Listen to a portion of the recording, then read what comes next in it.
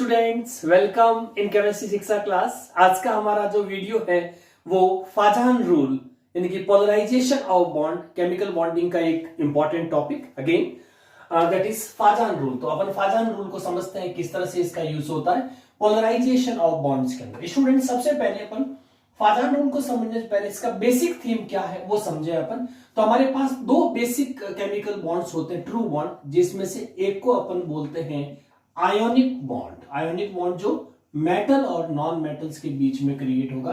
और सेकेंड जो बॉन्ड होता है उसको अपन बोलते हैं कोवेलेंट बॉन्ड, जो शेयरिंग ऑफ इलेक्ट्रॉन से होगा और ये हमेशा नॉन मेटल के बीच में रहेगा, है ना। Non metal versus non metal, और ये किस में आएगा, मेटल एंड नॉन मेटल के बीच में होगा। अब यहाँ पे ये बॉन्ड कैसे बने होंगे इसका अगर अपन थोड़ा सा बैकग्राउंड देखें तो आपको फाजान रूल समझ में आ जाएगा।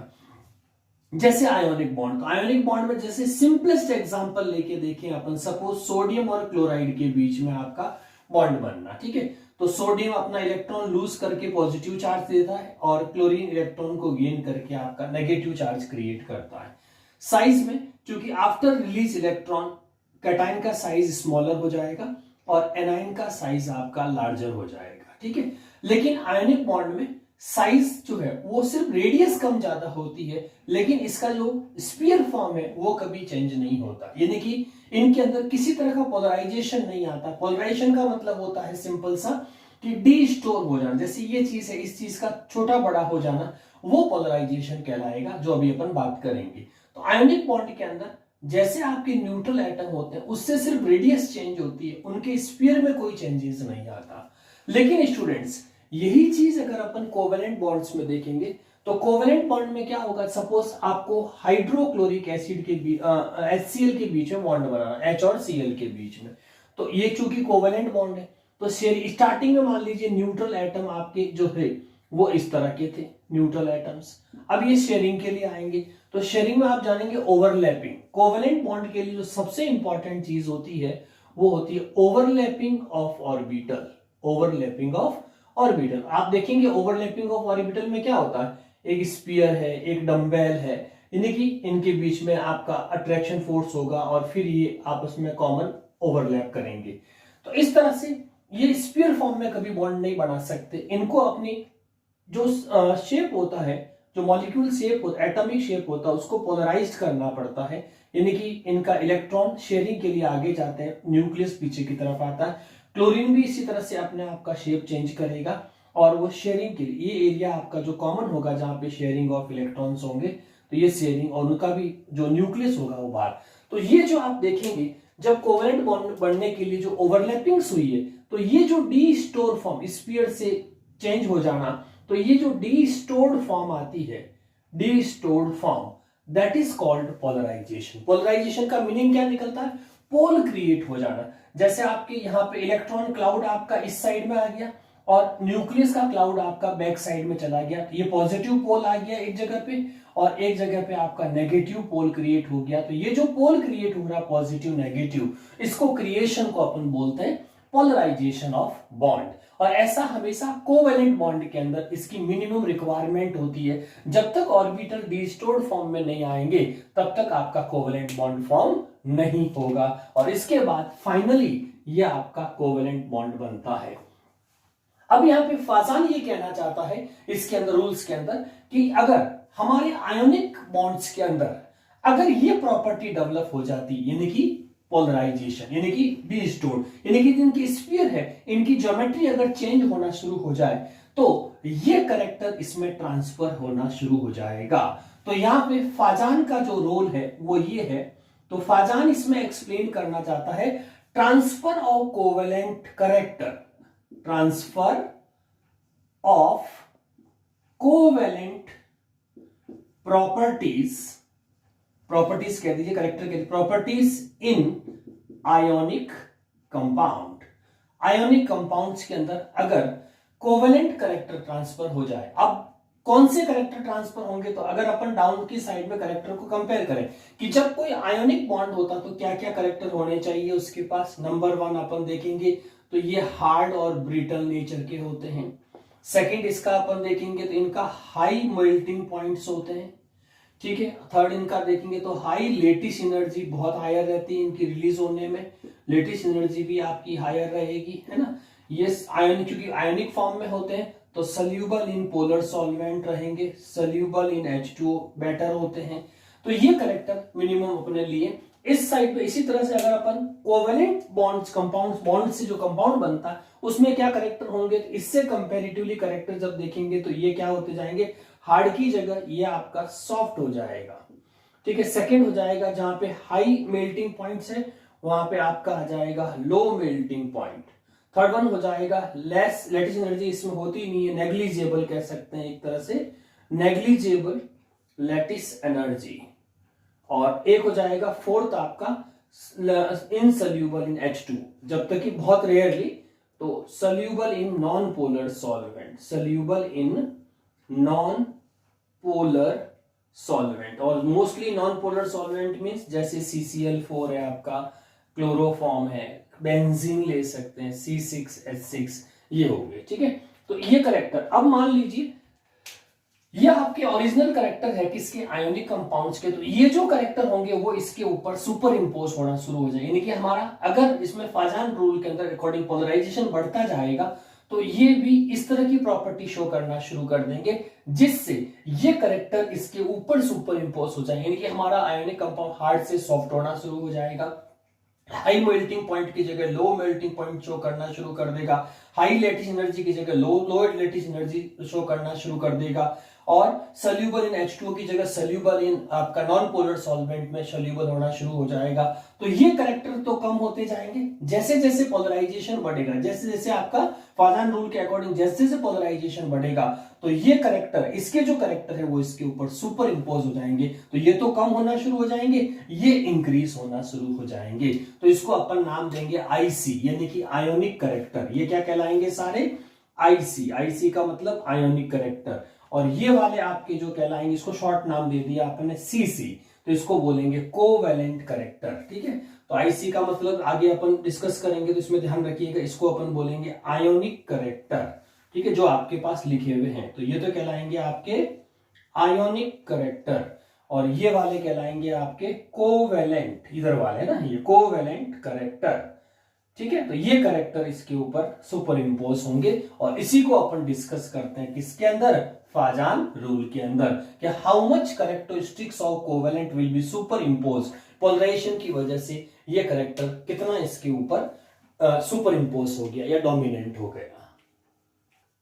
यस स्टूडेंट्स, तो अब अपन वापस से थोड़ा सा पोलराइजेशन मीनिंग को और समझते हैं। What is polarization in bond, polarization in bond क्या है। जैसे आपने कहा आयोनिक बॉन्ड, क्योंकि अपन आयोनिक में देखना चाहते हैं कि आयोनिक कंपाउंड के अंदर आपका जो है वो कितना पोलराइजेशन हुआ।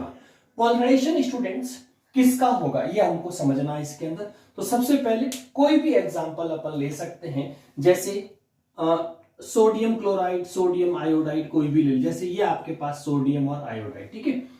तो इनमें न्यूट्रल फॉर्म्स के अंदर ये इस तरह से रहेंगे आपके, ठीक है, एटॉमिक साइज के अंदर।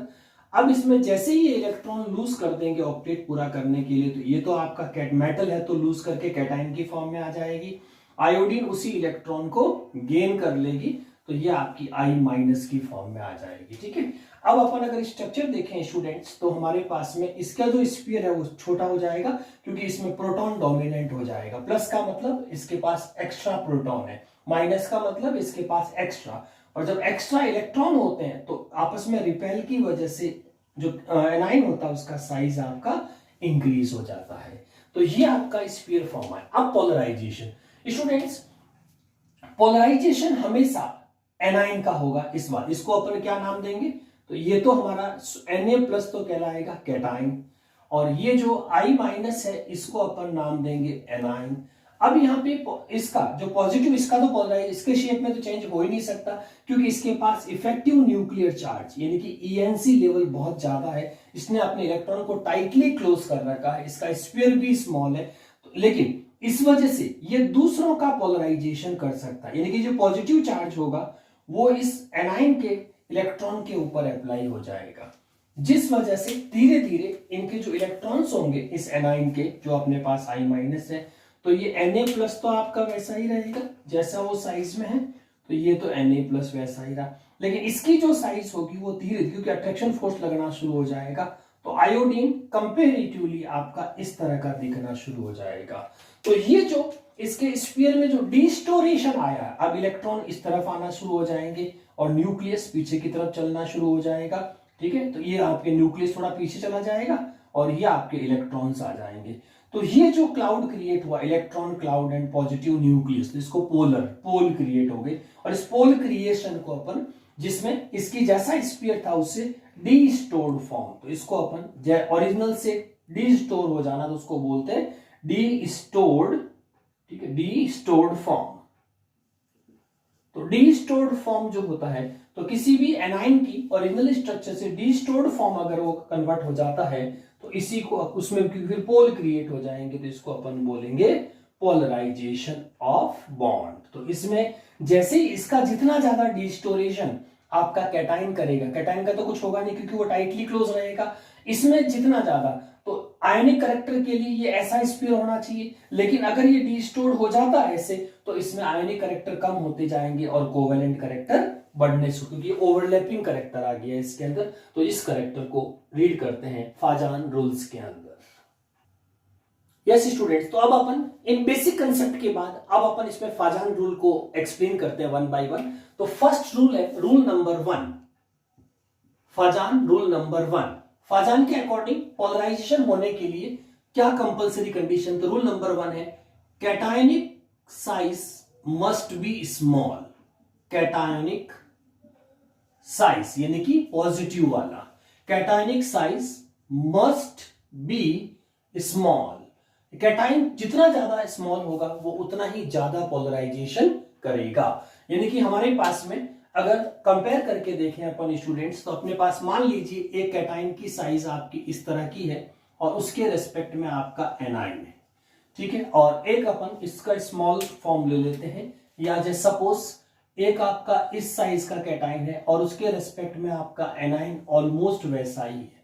इन दोनों को कंपेयर करें तो इसमें किस में ज्यादा पोलराइजेशन होगा, तो ऑफ कोर्स जिसमें जितना ज्यादा कैटाइन स्मॉल होगा तो वो इसका ज्यादा पोलराइजेशन करेगा, और फाइनली कैटाइन तो वैसा ही रहेगा लेकिन उसमें डिस्टोर्ड फॉर्म आना शुरू हो जाएगी इस तरह से।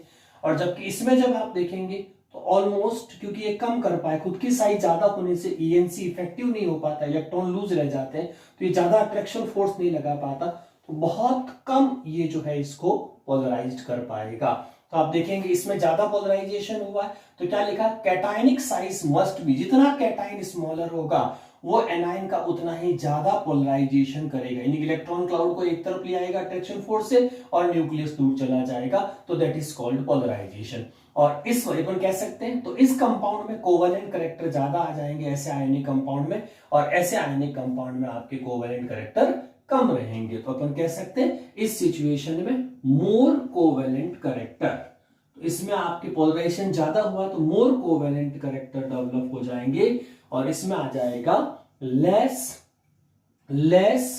कोवेलेंट करैक्टर, इसमें लेस कोवेलेंट। अब अपन कंपेयर करें एग्जांपल लेके, जैसे स्टूडेंट्स मान लीजिए ग्रुप 2 लेते हैं, ग्रुप 2 का कोई एग्जांपल, ग्रुप 2 आप जाने, याद करिए फटाफट पॉज करके, ग्रुप 2 क्या होता है, उसका कोई शॉर्ट फॉर्मेशन ले लेते हैं। तो ग्रुप 2 क्या होता है, जैसे बेटा, मांगे, कार, स्कूटर, पप्पा, राजी, ठीक है। वैलेंसी +2 होती है, तो क्लोराइड के रेस्पेक्ट में इसको अपन लिख सकते हैं Cl2 और Cl2, ठीक है। अब आप ध्यान से देखिए स्टूडेंट, क्लोरीन तो सब में कॉमन है, तो क्लोरीन का साइज तो ऐसा ही रहेगा सबके अंदर। अब चेंज किसका साइज हो रहा है, कैटाइन का, जैसा हेडिंग है उसके हिसाब से। तो कैटाइन को जब अपन टॉप टू बॉटम देखेंगे तो देखो इसको इस तरह से ड्रॉ कर सकते हैं, तो इनके जो कैटाइन्स होंगे, जैसे मान लो बेरिलियम का साइज आपका ऐसा आया और टॉप टू बॉटम चलते जाएंगे तो आपका कैटायनिक साइज क्या होता जाएगा, इंक्रीज होता जाएगा। यानी कि ये हमारे कैटाइन का साइज है।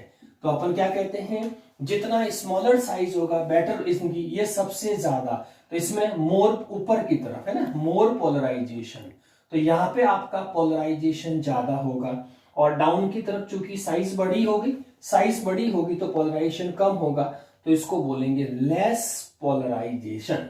And polarization is directly proportional to covalent character.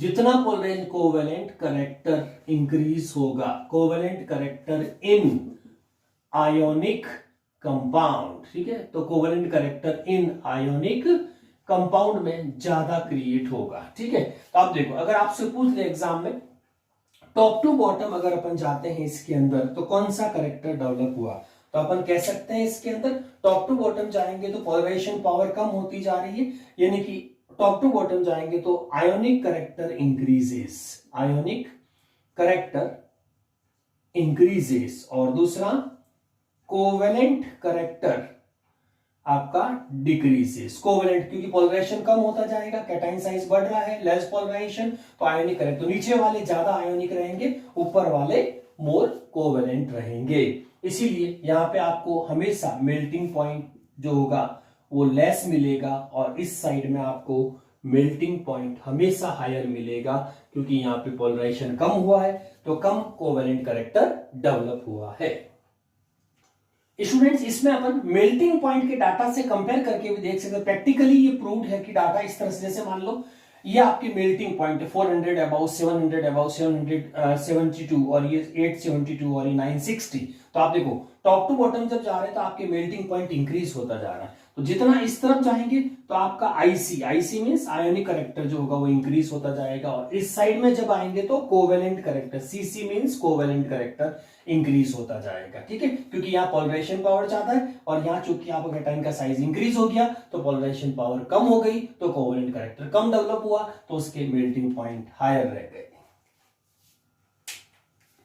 Yes student, second फाजान rule लेते हैं जिसके अंदर इसमें the anionic size and ionic size, यानी कि negative charged particle, anionic size must be larger, जितनी आपकी एनायनिक साइज लार्जर होगी स्टूडेंट्स उतना ही ज्यादा पोलराइजेशन होगा, ठीक है, तो इसके बेसिस पे आपका पोलराइजेशन बढ़ेगा। यानी कि अब इस बार अपन ऐसा करें, कैटाइन का साइज तो हमारा फिक्स हो जाएगा, एनायन का साइज जो होगा वाला, जैसे मान लो एक तो आपके एनायन के इस साइज का पोलराइजेशन करना है और एक हमको अगर इस साइज का पोलराइजेशन करना है, तो आप देखो दोनों में कंपैरिजन में, तो ये कैटाइन इसका कम पोलराइजेशन कर पाएगा क्योंकि इसकी ऑलरेडी इलेक्ट्रॉन टाइटली क्लोज्ड है, इसमें चूंकि साइज बड़ी है तो इसका ज्यादा पोलराइजेशन होगा, तो यहां पे अपन बोलेंगे मोर पोलराइजेशन, और इसमें क्या आ जाएगा क्योंकि साइज स्मॉल है इसका तो लेस पोलराइजेशन, तो पोलराइजेशन आपका कम होगा, ठीक है। अब अपन एक एग्जांपल लेके कंपेयर करें, तो एग्जांपल देखिए, जैसे सपोज कैल्शियम के कुछ सॉल्ट हाइलाइट सॉल्ट्स है, जैसे CaF2, CaCl2, CaBr2, CaI2, ठीक है। अब देखो इसमें कैल्शियम तो 2+ है, तो कैल्शियम सब में 2+, इसका मतलब इस साइड में आपकी कैटायनिक साइज तो जो हो गई वो आपकी ऑलमोस्ट सेम हो गई, तो कैटाइन की साइज तो अपन एज इट इज मान सकते हैं इसके अंदर, तो कैटाइन का साइज आपको सब जगह कैल्शियम एक जैसा मिल जाएगा, 2+ की फॉर्म है ना, ये +2 है। और एनाइन में फ्लोरीन, तो top to bottom chart halogen की साइज, जैसे मान लीजिए फ्लोरीन आपका बिल्कुल इस साइज का है, ये फ्लोरीन, तो क्लोरीन इस साइज का होगा, ब्रोमीन इस साइज का होगा, आयोडीन इस साइज का होगा, तो टॉप टू बॉटम जा रहे हैं तो आपके एनायनिक की साइज जो होती है वो लार्जर है ना, बढ़ती जा रही है, जितना ज्यादा आपका लार्जर, तो टॉप टू बॉटम अगर अपन इसके अंदर सीक्वेंस में जाते हैं कैल्शियम सॉल्ट्स के अंदर हैलाइड सॉल्ट्स में, तो आपका क्या हो रहा है, एनायनिक साइज इंक्रीज होनी जा रही है, तो इस साइड में आपका मोर इजी मोर पोलराइजेशन, जितनी साइज बड़ी होगी उतना ही उसका पोलराइजेशन बेटर होगा, तो अपन कह सकते हैं इस साइड में आपका इस एनाइन का मोर पोलराइजेशन और यहां पे क्या रहेगा, लेस पोलराइजेशन, ठीक है। तो टॉप टू बॉटम जाएंगे तो क्या लिखेंगे इसके अंदर, यस बोलिए जल्दी से, टॉप टू बॉटम तो क्या बढ़ रहा है, पोलराइजेशन लेवल बढ़ रहा है, यानी कि सीसी करेक्टर यानी कि कोवेलेंट करेक्टर या प्रॉपर्टी इंक्रीजेस, और अगर हम टॉप टू बॉटम जा रहे हैं तो कौन सा करेक्टर कम होता है, या ऊपर की तरफ आ रहे हैं तो कौन सा करेक्टर बढ़ रहा है, आयोनिक करेक्टर, तो इसको बोलेंगे आयोनिक करेक्टर इंक्रीजेस, जहां लेस पोलराइजेशन होता है आयोनिक करेक्टर ज्यादा होता है, जहां मोर पोलराइजेशन होता है वहां पे कोवेलेंट। कोवेलेंट कैरेक्टर में क्या याद रखना है, जैसे सॉफ्ट हो जाना, मेल्टिंग पॉइंट कम हो जाना, सॉल्बिलिटी इन H2O कम हो जाना, ये सारे अपन को उसमें कोई भी एग्जांपल हो सकता है। तो ये इस तरह से आपका आयोनिक साइज अफेक्ट करती है।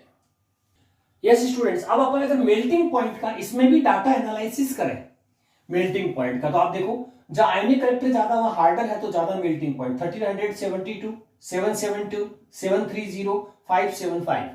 तो यहाँ पे देखो टॉप टू बॉटम आर्क तो कोवेलेंट कैरेक्टर होती है वो सॉफ्ट होता जा रहा है, तो उसको मेल्ट करने के लिए कम टेम्परेचर चाहिए। जिस साइड में आयोनिक कैरेक्टर ज्यादा है वहां पे मेल्ट करने के लिए ज्यादा टेम्परेचर चाहिए, तो मेल्टिंग पॉइंट हायर रहेगा और टॉप टू डाउन आपका मेल्टिंग पॉइंट डिक्रीज होता जाएगा। यस स्टूडेंट्स, अब अपन इसमें रूल नंबर 3 डिस्कस करते हैं, फाजान रूल नंबर 3। इसमें है cationic charge. Cationic charge, cationic means plus, charge must be higher. जितना आपका चार्ज हायर रहेगा स्टूडेंट्स उतना ही ज्यादा पोलराइजेशन होगा। ठीक है, जैसे आपके पास मान लीजिए सपोज एक कोई ऐसा कैटाइन है जिसके ऊपर 1 चार्ज है और वो किसी एक एनाइन को पोलराइज करना चाहता है, और एक स्पीसीज जिसके पास में 2+ चार्ज है ना, 2+ चार्ज है और वो किसी को पोलराइज करना चाहता है, और एक आपके पास में 3+ चार्ज है किसी कैटाइन के पास और वो किसी को एनाइन को चाहता है। इसमें जितना ज्यादा, जैसे +1, +2, +3, जितना ज्यादा आपका चार्ज ज्यादा होगा उतना ही वो सामने वाली एनाइन स्पीसीज का ज्यादा पोलराइजेशन करेगा। तो अपन इसमें कह सकते हैं less charge, less polarization. Polarize यहां पे आ जाएगा more charge on cation, cation more polarization, तो यहां पे आपका ज्यादा पोलराइजेशन होगा। ठीक है, एग्जांपल से देखें इसको क्या इंपैक्ट आएगा मेल्टिंग पॉइंट्स वगैरह पे।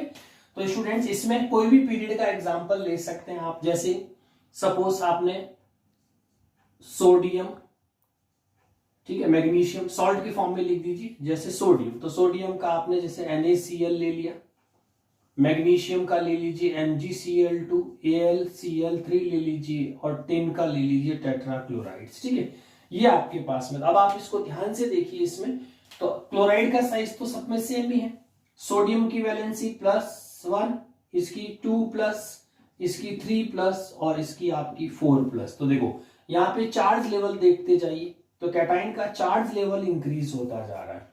जितना कैटाइन का चार्ज लेवल ज्यादा होगा उतना ही उसका साइज छोटा है। जैसे सोडियम अगर अपन देखें इसमें, तो सोडियम का साइज मान लीजिए इस तरह का है, तो मैग्नीशियम कंपैरेटिवली साइज स्मॉल हो जाएगा, एल्यूमिनियम का साइज और स्मॉल हो जाएगा और टिन का साइज आपका और स्मॉल हो जाएगा।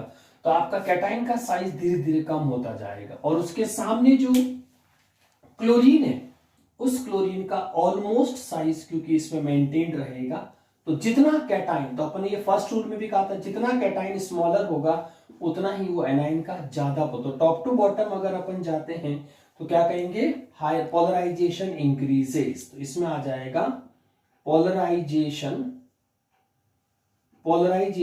इंक्रीजेस। ठीक है, तो इसीलिए जहां इस साइड में, तो यहां आपका कोवेलेंट कैरेक्टर ज्यादा आता जाएगा और यहाँ पे आपका आयोनिक कैरेक्टर ज्यादा रहेगा। आयोनिक कैरेक्टर हमेशा टॉप की तरफ आएगा, तो इस साइड में आईसी यानी कि आयोनिक कैरेक्टर इंक्रीजेस रहते हैं। यहाँ melting point, boiling point, melting points higher रहेंगे और यहाँ पे मेल्टिंग पॉइंट आपके लोअर रहेंगे। ठीक है, तो ये था आपका रूल 3। अब देखिए इसमें प्रैक्टिकल वैल्यूज अपने ली मेल्टिंग पॉइंट्स की। तो मेल्टिंग पॉइंट के रेस्पेक्ट में देखो, जैसे अपने कहा जहां आयोनिक कैरेक्टर ज्यादा होगा, लेस पोलराइजेशन होगा, वहां आपको मेल्टिंग पॉइंट हायर मिलेगा। जैसे आप टॉप टू बॉटम जाएंगे तो पोलराइजेशन लेवल बढ़ता जा रहा है, कैटाइन ज्यादा पोलराइज करेगा तो कोवेलेंट कैरेक्टर ज्यादा आएगा, सॉफ्टनेस आ जाएगी जिससे वो कम टेम्परेचर पे मेल्ट हो जाएंगे, तो मेल्टिंग पॉइंट आपका डिक्रीज होता जाएगा because level of polarisation increased by charge, more cationic charge. Students, rule number 4, Fajans rule number 4। Rule number 4 में हमको डिस्कस करना है ट्रांजिशन मेटल यानी कि डी ब्लॉक से। ठीक है, मोस्टली डी ब्लॉक, जिंक वगैरह को छोड़ के, तो डी ब्लॉक से transition metal gives more polarization polarization rather than simple cation. Simple cation का मतलब ग्रुप 1 या ग्रुप 2 के एलिमेंट्स, ठीक है। ये इसमें देखिए स्टूडेंट्स कैसे डिस्कस करेंगे, जैसे सपोज आपके पास में एक NaCl है, ठीक है, NaCl, और एक आपने ले लिया AgCl। देखो कैटाइन का साइज, कैटाइन का जो चार्ज है वो भी सेम है, लेकिन D जो है वो ग्रुप 1 से बिलोंग कर रहा है सोडियम, और Ag जो है वो आपका ट्रांजिशन D ब्लॉक से बिलोंग कर रहा है। तो D ब्लॉक में आप देखेंगे स्टूडेंट्स तो वहां पे ENC और सील्डिंग इफेक्ट दोनों लगते हैं, क्योंकि इसके पास में सिल्वर के अंदर आपका न्यूक्लियस की तरफ ENC और सेल के अंदर D ब्लॉक में हमेशा सील्डिंग इफेक्ट लगता है, ठीक है। तो इसमें जैसे ही आप सिल्वर, तो इसमें ये मेंटेन रह जाता है आपस में। ENC जो होता है वो जब 18 इलेक्ट्रॉन पॉजिटिव रिलीज करने के बाद आउटर मोस्ट में 18 इलेक्ट्रॉन हो जाएंगे, तो सूडो ऑक्टेट रूल की वजह से इसका ENC जो होता है वो मोर डोमिनेंट रहता है, इसीलिए इसका साइज ऑलमोस्ट स्टेबल हो जाता है। और इसमें आपका Na का जो एज यूजुअल जैसा साइज आपका रहेगा, तो एक तो सोडियम किसी का आपका पोलराइजेशन अगर करता है और एक आपकी सिल्वर किसी का पोलराइजेशन करेगी, तो सिल्वर का साइज ज्यादा स्टेबल है इस केसेस में, तो सिल्वर गिव्स मोर पोलराइजेशन। तो ट्रांजिशन मेटल में effective nuclear charge pseudo inert gas की वजह से ज्यादा स्टेबिलिटी देता है, इसीलिए इसके अंदर आपका मोर पोलराइजेशन होगा। तो ये मोर पोलराइजेशन प्रूव करेगी, इसका मतलब इनके पास कोवेलेंट कैरेक्टर्स, पास में कोवेलेंट कैरेक्टर ज्यादा होंगे, तो इसीलिए आपका इसके पास में आयोनिक कैरेक्टर विल मोर, इसमें तो आएगा ionic character will more due to less polarization, इसमें आ जाएगा more polarization, so covalent character will more। तो इसमें कोवेलेंट कर, इसका मतलब मेल्टिंग पॉइंट इसका ज्यादा आएगा, उसका मेल्टिंग पॉइंट कम आएगा, तो हायर मेल्टिंग पॉइंट रहेगा जिस साइड में आयोनिक कैरेक्टर। इसको अपन कलर कंसेप्ट से भी जोड़ सकते हैं, जैसे अपने पास मान लीजिए AgCl है, AgBr है और AgI है, ठीक है। तो इसमें आप देखेंगे आयोडीन जो सिल्वर आयोडाइड होती है ये लाइट येलो कलर की होती है, बाकी ऑलमोस्ट आपके व्हाइट सॉल्ट फॉर्म में रहते हैं। तो ये येलो क्यों हुआ, तो वो पोलराइजेशन की वजह से। तो सिल्वर में एनायनिक साइज अलग अलग है, आयोडीन ज्यादा साइज है, तो यहाँ पे आयोडीन का ज्यादा पोलराइजेशन हो जाएगा। So due to covalent character increases, covalent character increase क्यों हुआ, क्योंकि हायर पोलराइजेशन हुआ, इसीलिए यहाँ पे कलर डेवलप हो गया। तो इसमें ऐसे कलर डेवलपमेंट भी जो है उसका कंसेप्ट होता है पोलराइजेशन, इसीलिए AgI आपको येलो दिखता। तो स्टूडेंट्स ये है फाजान रूल्स। तो स्टूडेंट्स ये थे आपके केमिकल बॉन्ड में कॉम्पिटिटिव पर्पस से और रिटन एग्जाम पर्पस से Fajans rule and its application and how they affect the melting points and this colour of salts. तो इसमें पढ़ते रहिएगा ध्यान से, बेसिक कंसेप्ट को क्लियर करते हुए। Thank you.